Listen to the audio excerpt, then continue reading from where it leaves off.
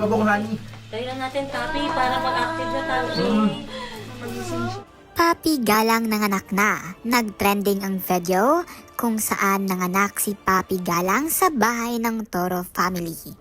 Maraming netizens naman ang hindi natuwa dahil habang nanganganak si Papi Galang ay ang daming taong nanonood sa kanya at naka-vlog din ito.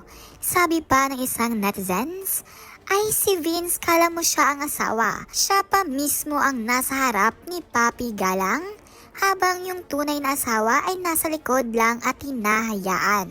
Madaming hindi natuwa sa reality show ni Tony Fowler at sa pagsali mismo ng panganganak ni Papi Galang.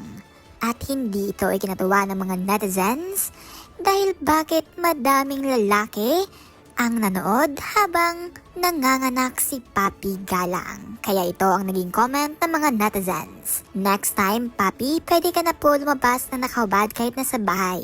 Nakita na nila yan, wala ka na dapat itago. Diyos me, nakatutok ang kamera sa kanyang kipay. Bakit pinapayagan na ganyan? Diyos ko, lalaking doktor nga, nakakailang na kapag yon nagpaanak sa'yo.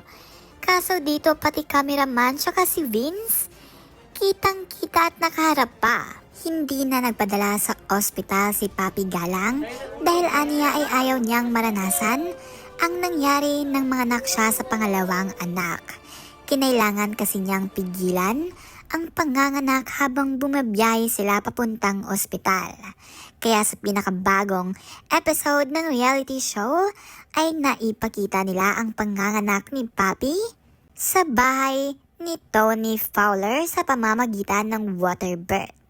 At para mas maging updated ka, mag-like at subscribe ka na sa channel na ito.